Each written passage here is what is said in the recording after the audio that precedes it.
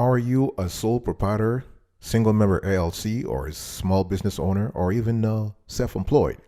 If yes, I'm going to show you today how to pay yourself without breaking any rules, whether at the tax level or at the financial accounting level.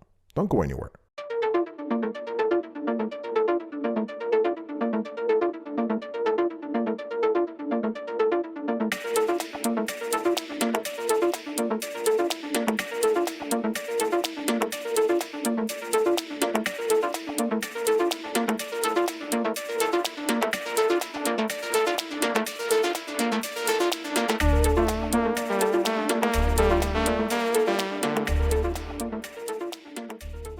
Welcome back, folks, to another edition of the Awesome Sweetie Kiwi Show. How are you today? I hope you are doing fantastic. I'm doing marvelous. If you were to ask me, if you are doing as superb as I am, go grab a cup of coffee or tea or vodka and let's roll. In today's convo, I want to talk to you about how to pay yourself as a sole proprietor, single member LLC, or small business owner. The thing we have to understand here is that how small business owners pay themselves depends on their business structure. Most owners receive a draw, a distributive share, or dividends instead of a salary. For example, sole proprietors take a draw. This means they don't receive a regular paycheck, but instead they take a certain amount from a business's profit, according to the IRS. The first thing I want you to do is you need to keep your finances organized. So working for yourself might be a dream, and it is a dream, but your finances will be a nightmare without these tools. So you need a few tools to keep it. You need to keep a few tools in mind if you want to run things smoothly. Number one, you need to have multiple bank accounts. Very important. At the very least, those working for themselves should have a separate checking account for a business or work expenses.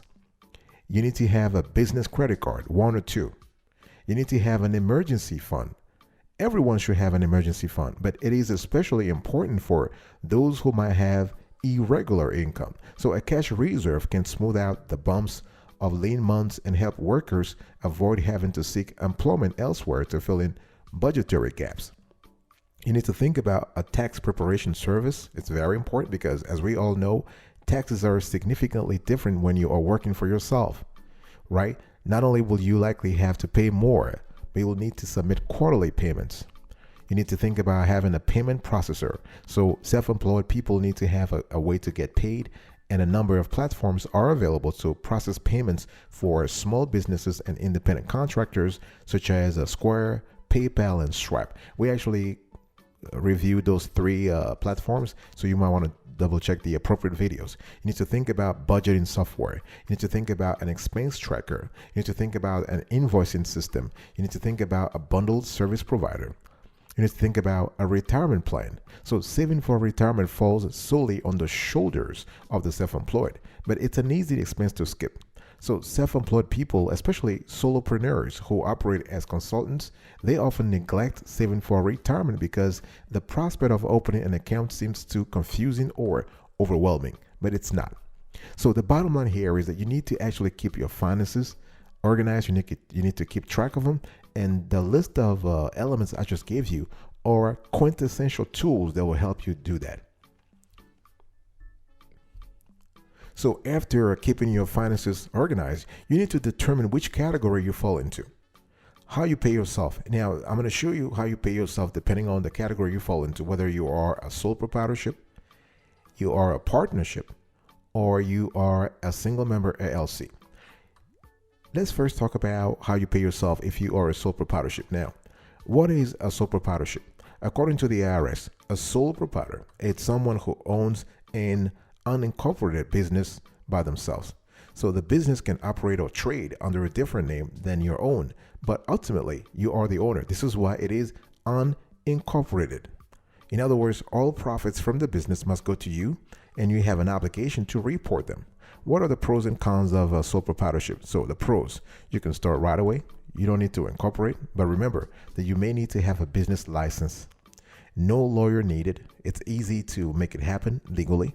And the taxes are simple, only one form, 1040. What are the cons? Liability. So the one major advantage of a corporation is that it's a buffer between you and a client. It is possible as a sole proprietorship that you can be personally chased down for your business debts. It's more work. You may have to do more as a business owner and handle more responsibilities. And there are more taxes. You may have to pay both personal and self-employment taxes. All right. How do you pay yourself as a partnership? A partnership is a business structure with two or more partners or owners, according to the IRS. So partners do not take a salary or a draw. Instead, they take something called a distributive share, also called a distribution.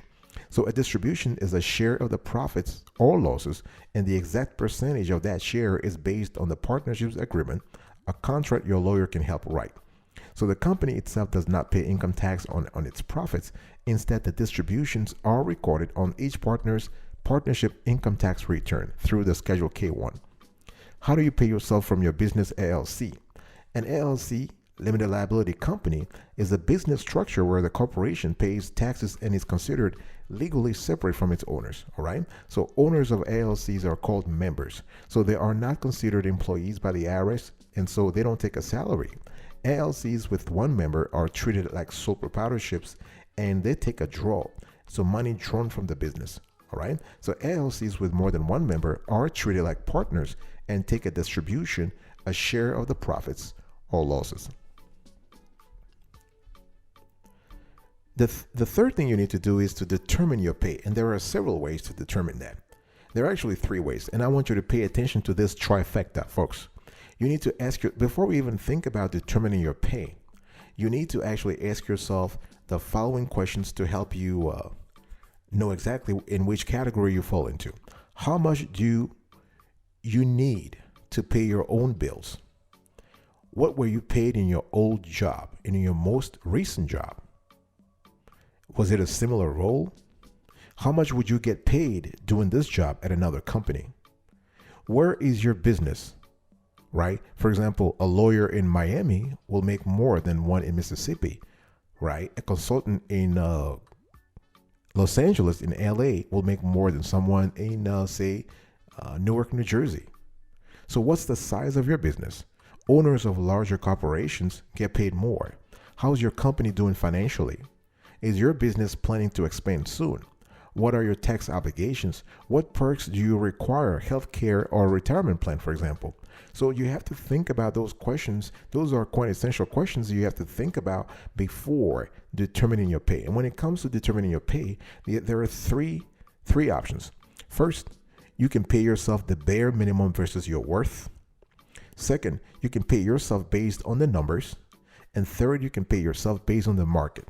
So option one, you can pay yourself the bare minimum. In other words, you kind of you assess how the business is doing, and you just realize, you know what, I'm invested in my business. This is for the long haul. I'm not here for the short-term gain. So I'm gonna get I'm gonna get a draw or a distribution of, say, $1,000 every month. So I'm getting paid $12,000 gross every year. So that's the bare minimum. And you can say, you know, even though I know my worth is maybe $100,000 or $200,000 as a salary every year, I'm only getting 1/10 of that. All right. So you're only doing this because you want the business to survive in the short term. And so you can solidify the foundation you need for your business to be successful in the long run. Option number two, you can pay yourself based on the numbers. So if the company is doing fantastic, you pay yourself fantastically. If the business is doing poorly, you are paying yourself poorly, right? So you kind of set your pay based on the percentage of the revenue or the percentage of the operational expense. It really depends on how you set things up, but it has to be proportionate to the business operations, to the business operational data. And the third option is pay yourself based on the market. So you kind of ask yourself, you know, how much is a consultant paid in LA this year? Then based on that, if you're a consultant, you just pay yourself the same amount. Of course, you got to make sure that the business is doing fantastically well if you want to pay yourself based on the market. So those are the three options, all right? Bare minimum versus your worth, based on the numbers, or based on the market. I'll be right back, but after this, don't go anywhere.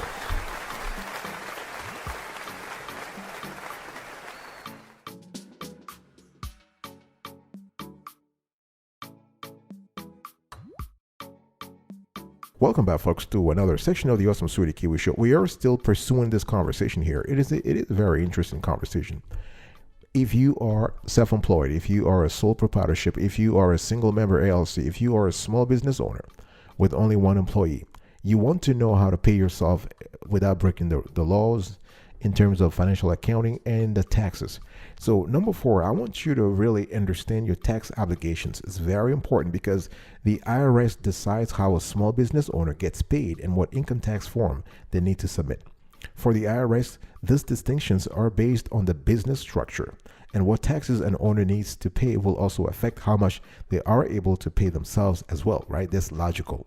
So you have to think about self-employment taxes. So filing taxes as a sole proprietor is pretty simple. When you do a draw, you don't need to pay federal or state income taxes or Social Security and Medicare taxes for that matter. All you need to do is file a Form 1040 Schedule C to the IRS once a year. To calculate your deduction, you want to add up all your business expenses for various categories like advertising, car expenses, or meals, right? And there are quite a few expenses you need to deduct. So make sure you review your spend throughout the year to see what the IRS considers deductible. And of course, you'll still need to file your own personal income tax return, but the numbers for that is simple. The number for that is simple. It's the remaining business profit after you've paid out your taxes and deducted your business expenses. Okay, so sole proprietors, partners, and LLC owners have to pay self-employment tax when they do their personal tax return. This is very important. The self-employment tax covers Social Security and Medicare. The tax is actually calculated by the IRS based on how much profit the business made. So if it didn't make any income, self-employment tax is not payable. Okay. It's very important to know. And the self-employment tax is added to the total income tax amount due. So we actually covered this topic on another show. What you want to do is you need to use the Form 1040 ES to actually to calculate and make this payment to the IRS. So besides self-employment tax, you need to think about income tax. So state and federal income tax is not deducted from a business owner's paycheck. Not. So this is because these payments are not considered salaries. Okay, so instead, owners have to submit quarterly estimated tax payments.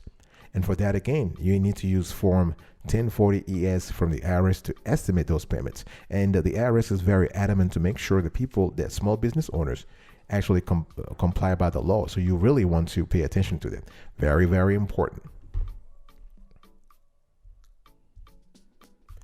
And besides self-employment tax and income tax, I want to talk to you also about how corporations differ from sole proprietors and single member LLCs in terms of salary. So let's say if your business is not a sole proprietorship but is incorporated, things are a little different because at that moment you are an officer of your corporation as well as an employee on the payroll. So you have to pay yourself a salary or wages, which must be a reasonable compensation according to the IRS.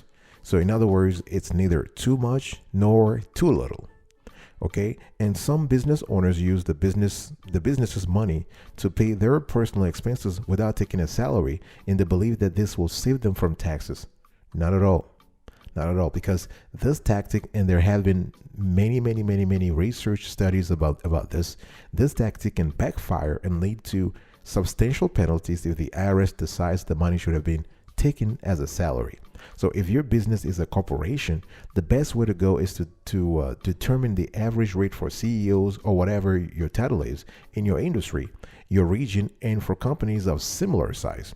And you can get this information from your industry trade association, or you can go on sites such as Glassdoor or Salary.com. You can even go to the website of the United States Department of Labor, Bureau of Labor Statistics, the BLS, or you can even contact the local Chamber of Commerce. So there are myriad sources where you can get that data. All right. And keep in mind that salary and other compensation can be complicated by factors such as whether your business has investors and how many shares of the business's stock you own. All right. And the cool thing here is that the IRS has an extensive database about guidelines and frequently asked questions about small business owners' salary. And so you want to actually, avail yourself of that. You can even hire a consultant, so you can make sure that you have someone who is knowledgeable with small business pay programs or pay patterns. And you can even also contact a business accountant to have more information before setting your salary. The more expertise you get upfront, the better, because the last thing you want is to make a mistake and have to regret it down the road. Nobody wants that. So this is very important to pay attention to that. And simply because you are one person doesn't mean that you cannot be incorporated as a corporation. You can be a corporation and be one member of the corporation, or you can be a corporation and have investors. So investors are not in the day-to-day management. They give you the money. You are managing things, but you are still one person in the corporation. One thing you also need to do if you want to pay yourself as a sole proprietor, single member LLC, or small business owner, you need to consider outsourcing payroll. Because the question is, can you do your own payroll, or would you rather outsource? It really depends. You want to think about a few factors that are important to you. You have to think about time, expertise, opportunity cost, etc., etc. Do you have the time to do it? Do you have the knowledge base to do it? Are you savvy when it comes to payroll, business payroll? What is the opportunity cost? In other words, would you rather do something else? So here are top reasons why you should outsource payroll, especially if you are a sole proprietor, a single member LLC, or a small business owner who is always busy, who's always on the run. The thing here is that you need to think about the potential time saved. Because if you think about it, while some businesses opt to handle payroll functions in-house through manual bookkeeping or do-it-yourself payroll apps, other business owners have come to prefer the expertise of a professional payroll provider. So when considering whether to outsource this function, the time and resources required to complete essential payroll tasks often weigh heavily in the decision-making process. Okay, so you need to think about the common time-consuming payroll responsibilities. You need to think about calculating payroll each time period. Is it something that you want to do that you can't do properly? You need to think about printing, signing, and distributing paychecks or pay stubs. You need to think about generating reports for in-house and accounting use, preparing and remitting payroll taxes and returns to government agencies. You need to think about mitigating payroll mistakes, because mistakes will happen. We're all humans, and when you have humans involved in an operation or a work stream, chances are there will be mistakes. You also need to factor in enhanced security of payroll data. Very important, right? When we have the whole conversation about personal privacy, the privacy of personal data, do you have the controls and processes in-house to actually secure payroll data? Compliance with government regulations. Do you have the proper processes in place to do that? And also payroll expertise, integrated payroll and payroll data. What about employee self-service features?